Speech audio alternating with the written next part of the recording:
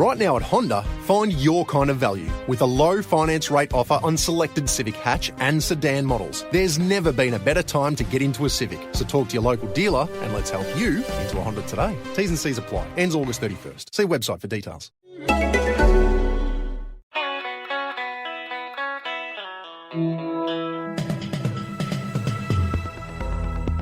You're listening to Errol Parker and Clancy Errol, editors of the Batuta Advocate, on Desert Rock FM.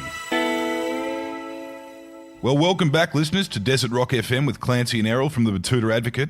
For those of you outside of town and listening on the World Wide Web, this marks episode number 5 of our podcast, recording live here from Koala Studios in downtown Batuta. You're joined by myself, Errol Parker, the editor-at-large, and Clancy Errol, a fifth-generation editor of this fledgling newspaper. And this week we're joined by one of Australia's best round ball football players of all time, Sam Kerr. But we'll hear from her in a minute. But what's been going on in other news? The cricket scandal might be in the rearview mirror, but there's plenty of other stuff that's happened this week. Clancy, what's going on? Well, Errol, the resurrection has finally been commemorated nationwide. We had the chocolate holiday a week ago, and the Greeks celebrated with lamb over the weekend. The Easter period, however you choose to celebrate it or not celebrate it, is a time for family and friends. And that brings us to one of our biggest stories of the last few weeks. What was that headline? Little brother extra chirpy at family breakfast because he's still very, very pissed. Well, this one was about 18-year-old Will Hyde, a Batuta local, who was unable to explain his uncharacteristically talkative mood as he sat down with the family for their annual Easter breakfast.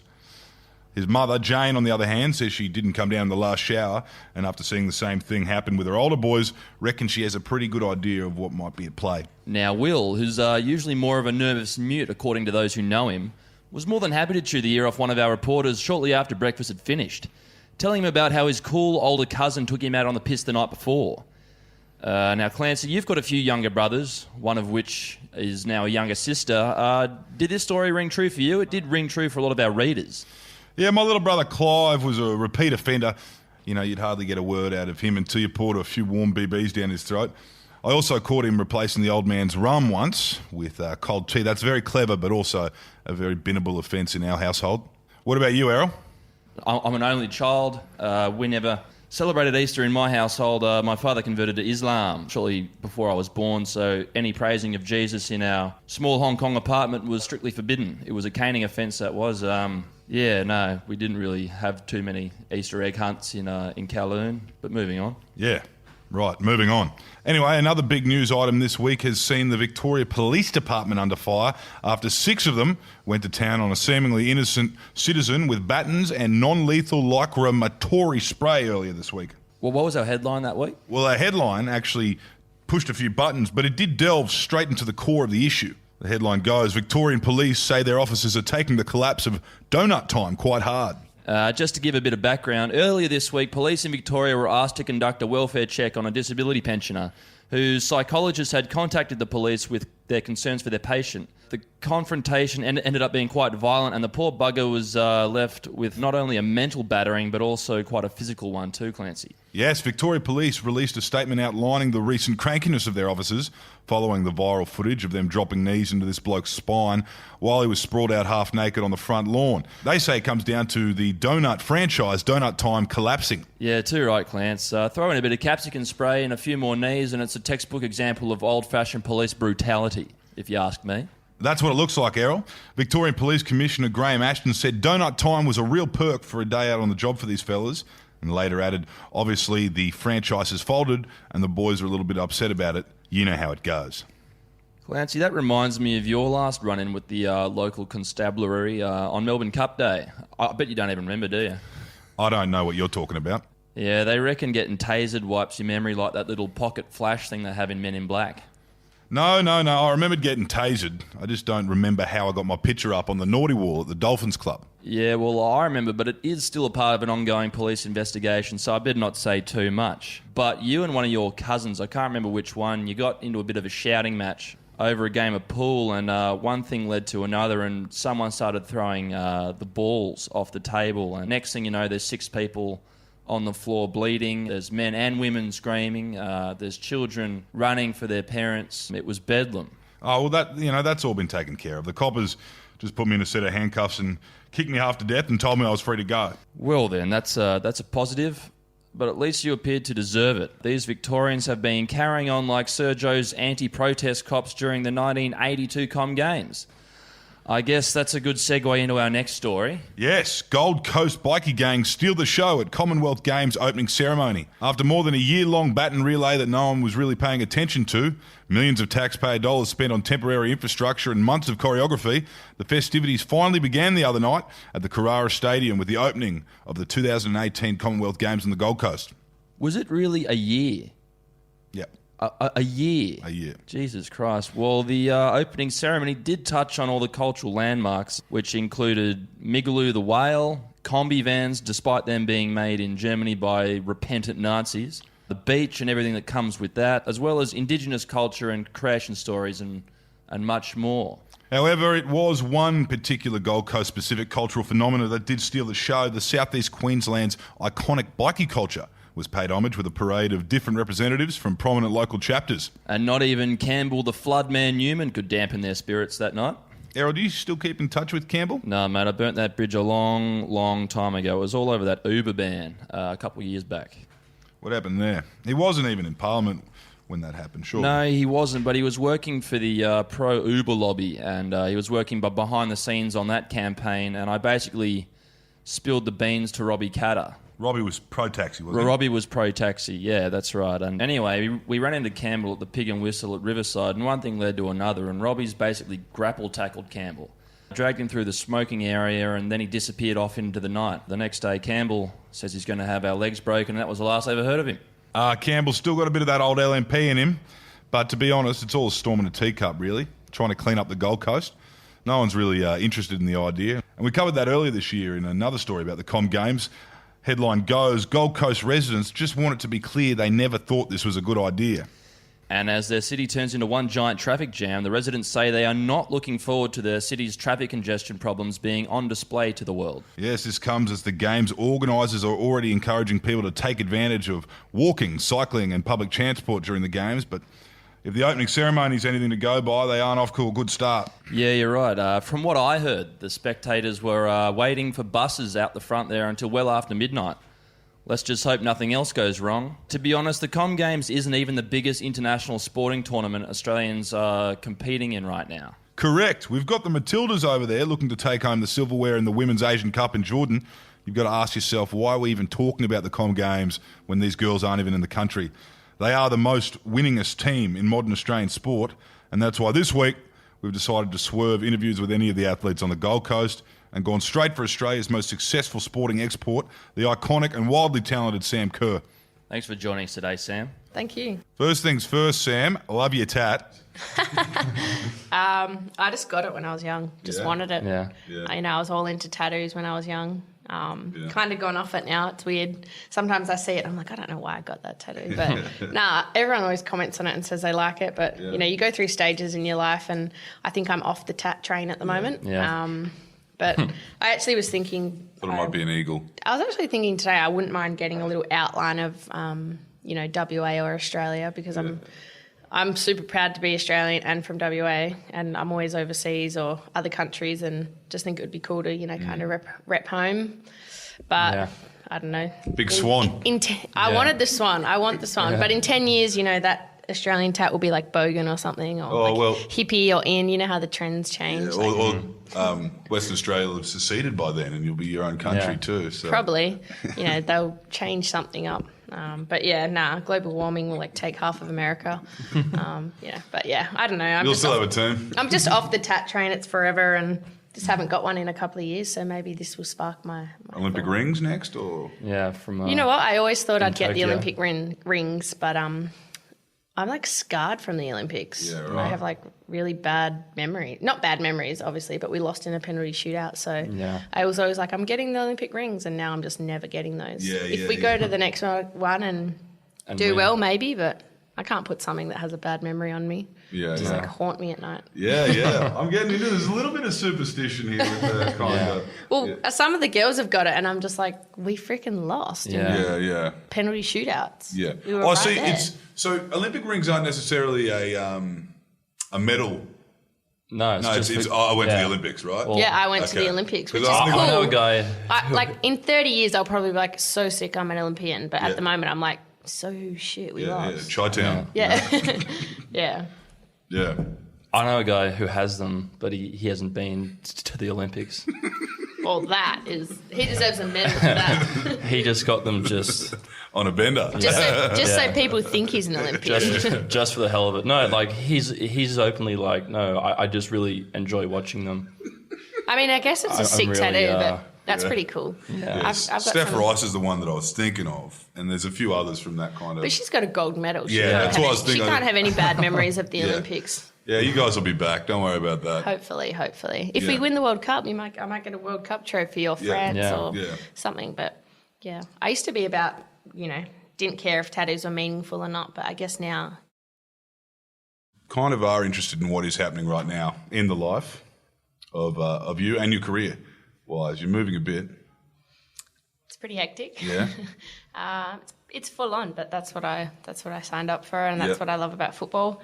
It's getting to the stage of my career where I'm starting to, knuckle down a little bit more. I guess this part of the year we've got Asian Cup coming up, which is probably the most important tournament other than the World Cup for us. So that's exciting, and so it's all go from here. Do you get that same kind of anti-Australian sentiment in the Asian competition that a lot of the that we see with when the Wanderers went over there and they're all getting spat at and stuff, that people don't like to imagine that down here in what's traditionally hasn't been a headline soccer country or football country for so long, especially from the Gulf states, we were seeing a lot of hate towards to anyone coming out of Australia. A little bit. I think, certain countries, but I think over the years we've gained a lot of respect in the women's game. I think with Japan we have probably the highest level of respect at the tournament. Both really good teams, played each other a lot, and it's probably 50-50 at the minute. I guess while I've been in the team. But yeah, I think they respect us, but I don't think they enjoy playing us because we play a different style of football. We're a bit rougher than them, and they don't necessarily enjoy that, but that's football. So, you're coming off a red-hot year over in the States last year. Did you feel that the pressure's on you this year to really do it all again? I've definitely thought about it. I hope no one's expecting, to break another record and break all those records, but I guess that's the beauty of football, the more you play well, the more people expect from you, and I guess that's what drives me. The best players in the world have stayed at the top forever. They don't just have one good season and then drop off the face of the earth. So that's a challenge to me. I don't think I'll score 17 again. I hope I do, but I'd be happy with anything above 10. There's 20 games in the season, and I just want to contribute, whether it's scoring goals, assisting goals, or just being effective in the game. Obviously, it's a bonus to score, but I'm not putting any pressure on myself to score 17 again. Well, you made your international debut, what was it, almost 10 years ago, thereabouts? Yeah, I was 15, so I'm 25 this year, which is scary. Was there a bit of Home Alone? Have you been kind of on the road since then? Have they? Yeah, I've pretty much been on the road since then. I left home at 15, Mum said, and never came back. But the only time I'm home is when I'm injured. And, by the end of the injury, I've got those itchy feet, want to get out. Right. And it's my life now. The W League seems really short, but by the end of it, I'm also ready to move on and do something new. And I love travelling the world. I hate flying, but I love travelling the world. Yeah. And you're flying a lot because you've got to, when you do have to see Mum, you've still got to tack on how many hours once you land down. I mean, unless you're flying out of Perth internationally, which you can do, but if you're going to the States, I imagine you're having a bit of a lot of flights domestically before you even get out of town. Well, I actually prefer to go the Perth to Dubai route, which everyone else hates because it's 10 hours and then 14 hours. But for some reason, I just prefer it. I hate getting off the plane and getting back on. It seems like a drag to me. So everyone goes the Sydney, LA way, and then LA to New York. That was my last trip. But for me, I just prefer the quickest route. Get out of there, get there as quick as possible. Well, they reckon, with the kind of comp you're playing in and bouncing between, your Matilda stuff and you go over to the States, not many Australian athletes are making that kind of world commute, to that far into the Northern Hemisphere. Even the Australian rugby guys, they'd get to Japan usually or France, but, to New Jersey, Chicago. You are travelling a lot. Travelling heaps. Yeah. I think, also with the Matildas, that's the thing about football. It's a world game. I know rugby, everyone kind of plays it, but they don't go all around the world. They go to the New Zealands, the South Africas. But yeah, it's pretty crazy. But that's what I love about it. I've seen probably 40 countries and I'm 24 years old, 40 plus probably. So it's cool. But yeah, for someone like me who's terrified of flying, it's not the best. But when you're down on the ground and landed and enjoying yourself, it's good. And you're flying more than anyone. Like, as we were kind of talking about before, like someone who's scared of flying is flying more than any other athlete in this country. Yeah, I didn't choose the right profession. You did play a bit of AFL. When I was young, yeah, I did. Yeah. Do you think there's a question we kind of were wondering about? Do you think if the and you come from an AFL family, a lot of people playing. Do you think if the women's AFL brand was as established as the Matildas and just soccer, women's soccer in general, when you were kind of at that age where you were making that decision, do you think there was a chance you could have gone one way or the other? Or yeah, I wouldn't have left at all. No. I was devastated when I had to leave. I hated soccer the first year too, and I would have definitely stayed. I always thought I was going to play for the West Coast Eagles, even though I was a female. I had no idea that I couldn't, just being a naive kid. But yeah, I definitely would have. Let's hope there's some contract people listening to this podcast right now. That's what an eager $2 million for me to go to the Dockers. Yeah. No, actually $4 million for me to play for the Dockers. Yeah. $2 million for me to play AFL. That's good. We like this. 300,000 a game. Yep. Let's negotiate. No, up from there. Well, you do have quite an extensive history though in AFL, especially over there in WA. Your old man, he was an AFL star back in the day, and your older brother was at the Eagles. He was in the bad boy era of the early 2000s. What do you mean? He was the bad boy. Well, he's now in charity world, right? He's doing well. He's got three babies. He's just got a new house. He's got a foundation. Together We Can. He works at Rad Promotions. He's doing a lot of stuff. He's still kind of involved in footy. He just took up a coaching role at Thornley. He's loving it. He's trying to get fit. It's not working though, but he's trying. He's got to carry a dad bod. He's got 3 kids, right? Yeah. Well, we kind of look back though. There's a generation before that as well. There's grandparents back. The athleticism goes back generationals, and we're kind of reading on there was a boxer there and a basketballer. Is that kind of? Boxer was my granddad, I'm pretty sure. Yeah. My mum's family is huge too. It's not just my dad's side. We got jockeys, we got swimmers, and there's everything. But I guess it's just kind of paving your own way. Yeah. Not really. So basically, you had to be a sports star then. Pave your own way as long as you're a sports star. Just paving my own way, to be who I am. I'm, just got rid of the Daniel Kerr sister thing. So just more about being myself. Oh, you've overlapped that. Sorry, bro. She's well and truly cooking. Yeah, she's lapped you. Yeah. So tell us about what kind of happened from 15. That's obviously we're not asking for your biography here, but what kind of would have been the biggest shocks you reckon? Stepping on Italy, right? It was Canberra. Yeah, Italy. Yeah, that was your debut. I guess the biggest shock for me was that I was even playing in that game. I just went into camp to train, and then I remember I walked into the gear room and the gear guy gave me a different number, and I said to him, "Oh, you've given me the wrong number. The new kids normally wear higher numbers," and he gave me number 15, and I said, "You've given me the wrong number." And hard to explain, but our old gear guy, he was an old guy and he was the best, but he said, "Get out of here," and kind of yelled at me. Being 15, I ran out of the room, and then training that day, they just said that they had an announcement to make. I'd be sitting on the bench, and I nearly cried because I was so nervous that week that I just wanted to get out of there and go home. But then, it was awesome to be a part of, even though we got pumped. I think it was 5-1. Yeah. Did you have a chance to call your folks between yeah, Mum and Dad did, but they didn't have time to get over, and they actually didn't think I'd get on. There was still 6 or 7 people on the bench, so Mum and Dad didn't come over in the end, and then, I made my debut and they missed it. But look, they've come pretty much to every tournament after that, so there's been a lot to see since then too, right?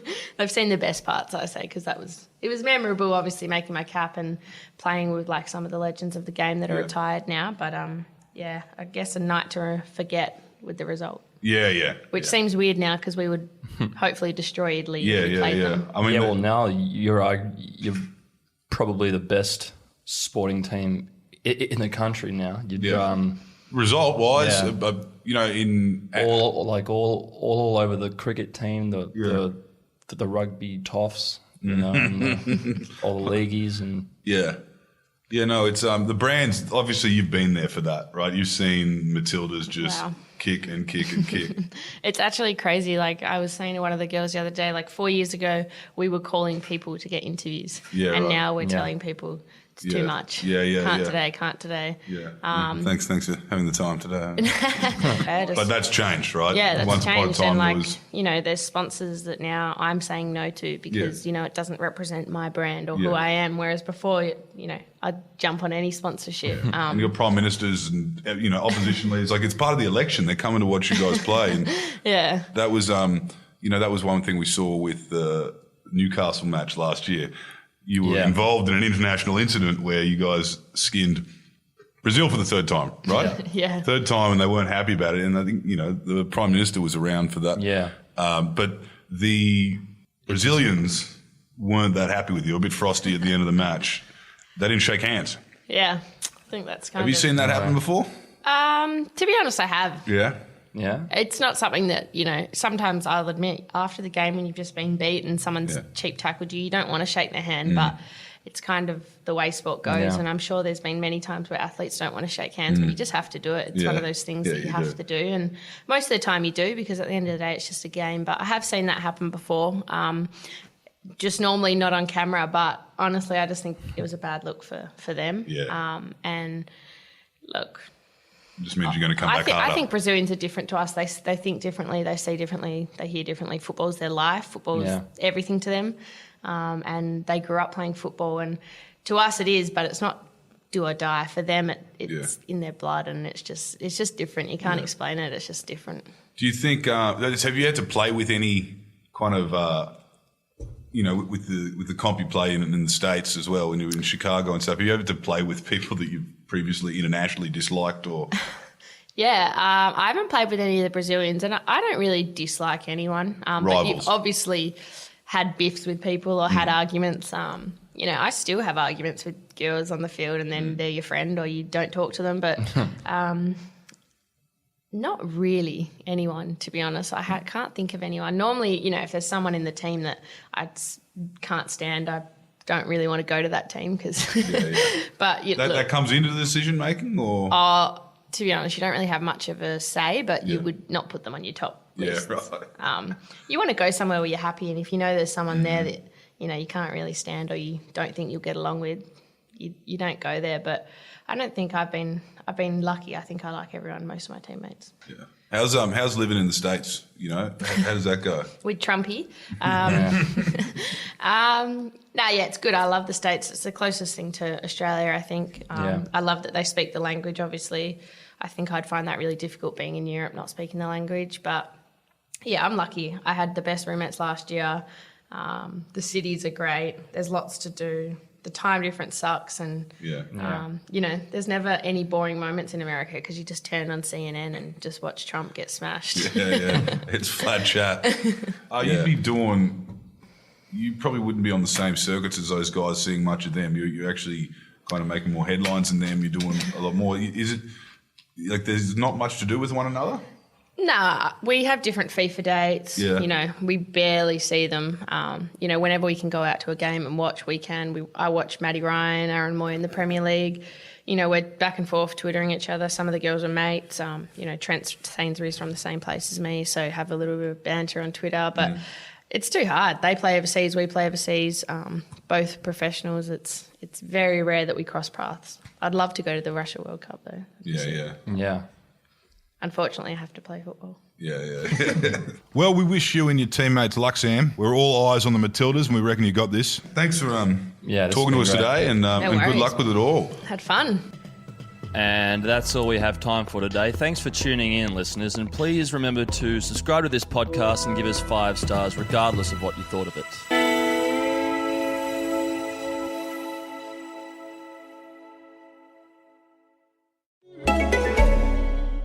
Right now at Honda, find your kind of value with a low finance rate offer on selected Civic hatch and sedan models. There's never been a better time to get into a Civic, so talk to your local dealer and let's help you into a Honda today. T's and C's apply. Ends August 31st. See website for details.